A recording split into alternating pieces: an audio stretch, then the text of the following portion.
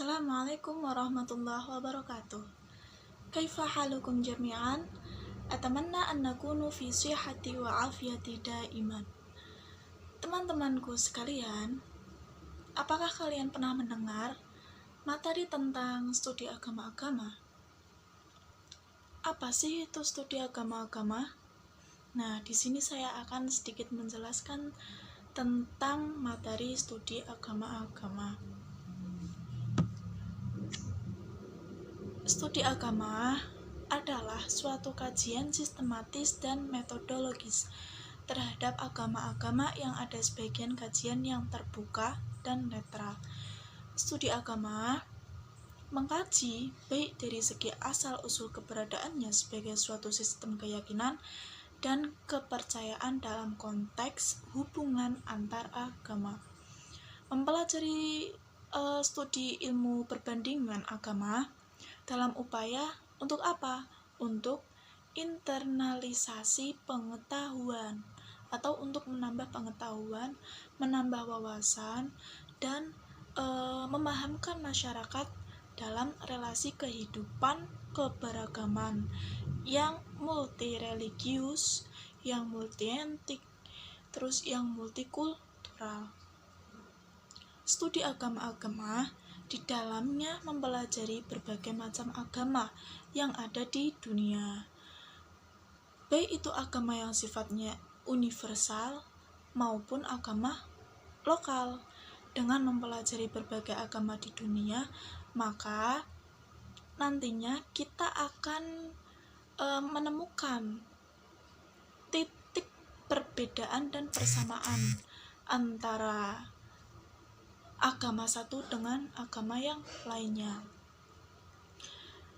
Contoh dari persamaan dan perbedaan agama satu dengan agama yang lain, seperti persamaannya, semua agama itu pasti memiliki kitab atau pegangan.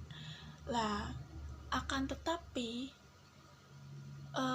agama satu dengan agama yang lainnya itu kitabnya berbeda.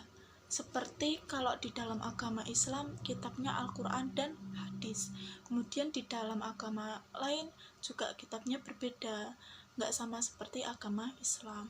Kemudian yang lainnya Tuhan, semua agama pasti memiliki Tuhan, akan tetapi Tuhannya berbeda-beda tergantung pendapatnya masing-masing, kepercayaan masing-masing. Seperti agama Islam, Tuhannya yaitu satu, Allah, seperti itu. Kemudian tempat beribadah semua agama pasti memiliki tempat untuk beribadah, akan tetapi tempatnya itu berbeda-beda namanya. Seperti di dalam agama Islam masjid, musola. Kalau di agama lain seperti kayak nama gereja, seperti itu. Kemudian tujuan agama pasti memiliki tujuan apa? Untuk mendekatkan diri kepada Tuhannya, agar bahagia selama di dunia, dan yang lain sebagainya. Dalam mata kuliah keagamaan, kita di sini mempelajari dan menanamkan sikap pluralis dalam lintas agama. Tidak hanya sekedar menanam sikap toleransi saja, melainkan juga turut andil dalam mempelajari dan menerima sikap ajaran-ajaran. Dari pembelajaran mata kuliah ini nantinya mahasiswa atau murid atau siswa tidak terjerumus pada sikap radikal atau yang sejenisnya yang mengatasnamakan agama, seperti merasa paling unggul sendiri, atau bersikap inklusif, atau gampang mengkafir-kafirkan, membid'ah-bid'ahkan, dan menyesatkan. Justru kita mempelajari studi agama-agama, kita akan melahirkan generasi yang toleran, inklusif, menerima perbedaan, dan saling menghormati serta menghargai antara umat beragama. Kemudian dalam jurusan agama ini sangatlah berkaitan erat dengan kehidupan sehari-hari, terutama dalam keagamaan.